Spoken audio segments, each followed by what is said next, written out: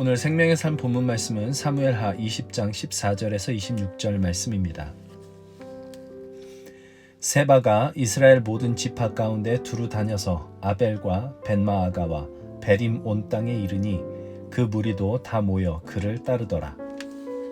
이에 그들이 벤마아가 아벨로 가서 세바를 애우고 그 성읍을 향한 지역 언덕 위에 토성을 쌓고 요압과 함께한 모든 백성이 성벽을 쳐서 헐고자 하더니 그 성읍에서 지혜로운 여인 한 사람이 외쳐 이르되 들을지어다 들을지어다 청하건대 너희는 요압에게 이르기를 이리로 가까이 오라 내가 네게 말하려 하노라 한다 하라. 요압이 그 여인에게 가까이 가니 여인이 이르되 당신이 요압이니까 하니 대답하되 그러하다 하니라. 여인이 그에게 이르되 여종의 말을 들으소서 하니 대답하되 내가 들으리라 하니라. 여인이 말하여 이르되 옛 사람들이 흔히 말하기를 아벨에게 가서 물을 것이라 하고 그 일을 끝내었나이다.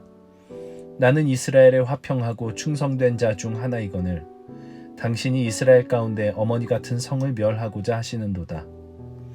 어찌하여 당신이 여호와의 기업을 삼키고자 하시나이까 하니 요압이 대답하여 이르되 결단코 그렇지 아니하다 결단코 그렇지 아니하다 삼키거나 멸하거나 하려 함이 아니니 그 일이 그러한 것이 아니니라. 에브라임 산지 사람 비그리의 아들 그의 이름을 세바라 하는 자가 손을 들어 왕 다윗을 대적하였나니 너희가 그만 내주면 내가 이 성벽에서 떠나가리라 하니라.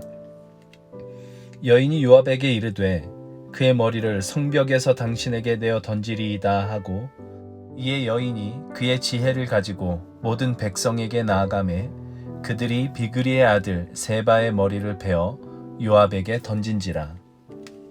이에 요압이 나팔을 불매 무리가 흩어져 성읍에서 물러나 각기 장막으로 돌아가고 요압은 예루살렘으로 돌아와 왕에게 나아가니라.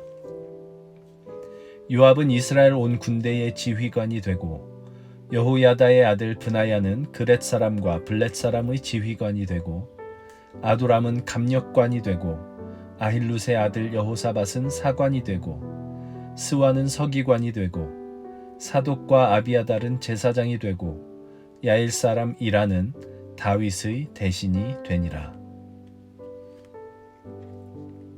오늘 본문 말씀에는 압살롬에 이어 또다시 다윗을 반역한 세바가 어떻게 죽임을 당하였는지 기록되어 있습니다. 그 중심에 아벨 성의 한 여인이 있습니다.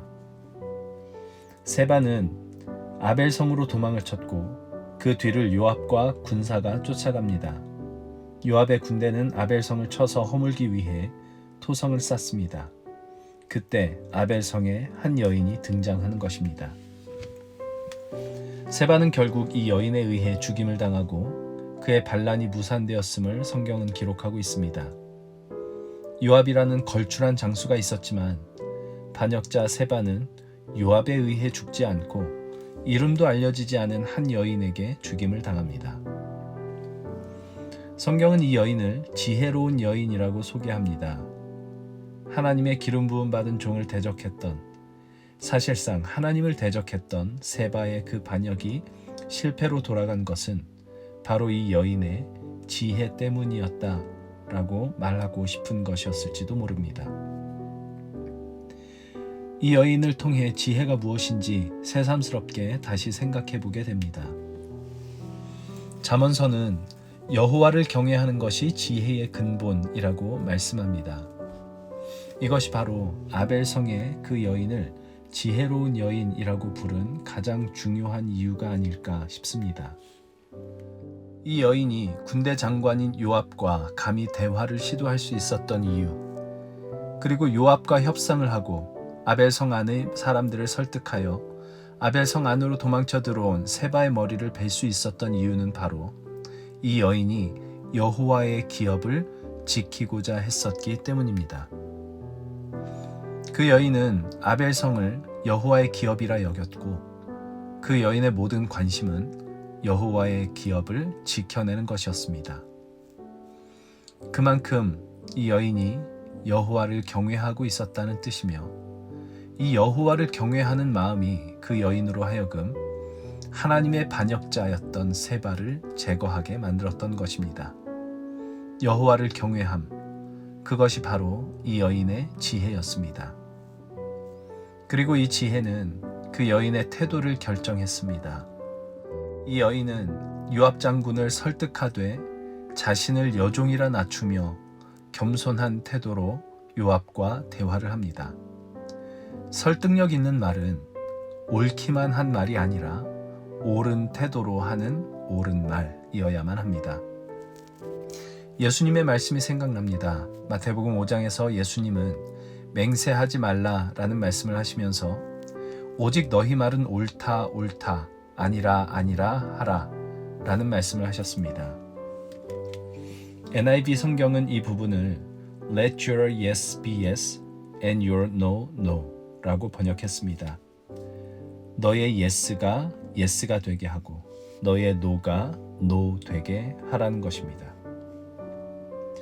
우리의 옳은 것이 진짜 옳은 것이 되기 위해서는 듣는 사람이 그것이 옳다고 받아들여야만 합니다.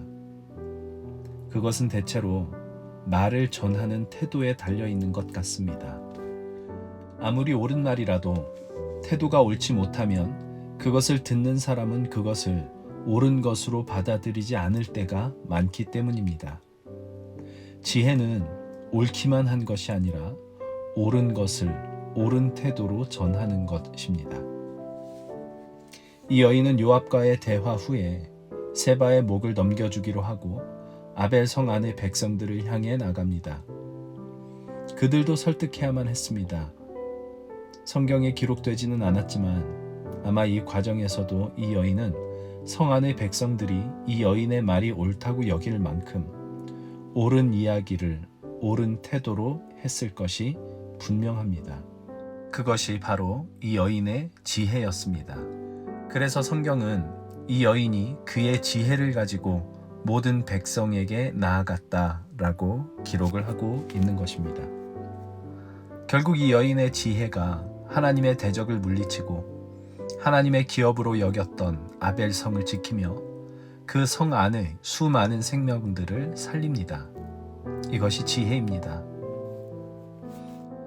우리는 얼마나 많이 말로, 눈빛으로, 교만한 태도로 사람들의 영혼을 죽이기도 하고 우리의 영혼이 죽임을 당하는 경험을 하기도 할까요? 지혜가 없기 때문에 일어나는 일입니다. 여호와를 경외하는 마음이 없기 때문에, 하나님을 마음에 두기 싫어하기 때문에 일어나는 일들입니다. 그러니 이 문제가 해결될 수 있는 방법은 단 하나입니다. 여호와를 경외하는 것으로부터 시작하는 것입니다. 여호와를 경외하는 그 지혜가 겸손한 태도를 낳고 그것이 많은 생명을 살리게 될 것입니다. 이것이 지혜인 것을 오늘 말씀에 지혜로운 한 여인에게서 배웁니다. 물론 이 지혜의 최고 예시는 예수님이십니다.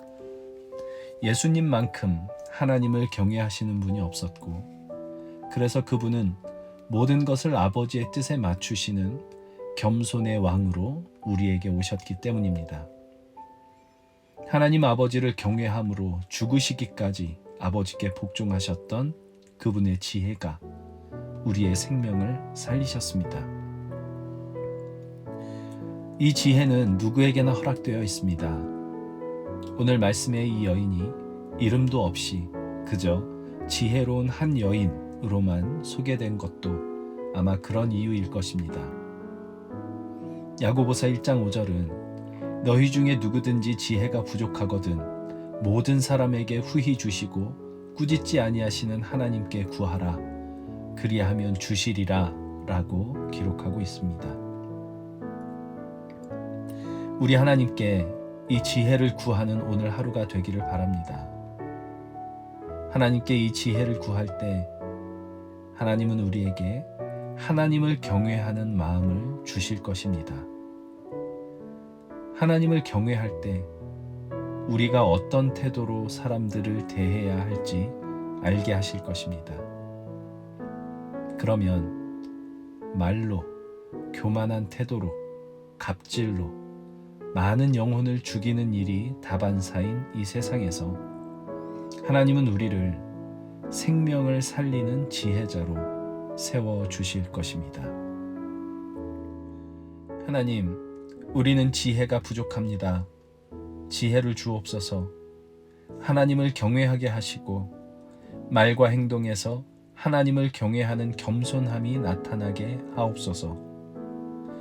오만하고 교만한 말과 태도로 서로를 죽이는 일이 다반사인 이 세상에서 오늘 말씀에 지혜로운 그 한 여인처럼 그리고 예수님처럼 하나님 앞에 무릎 꿇는 겸손함으로 생명을 살릴 수 있는 지혜자가 되게 하여 주옵소서.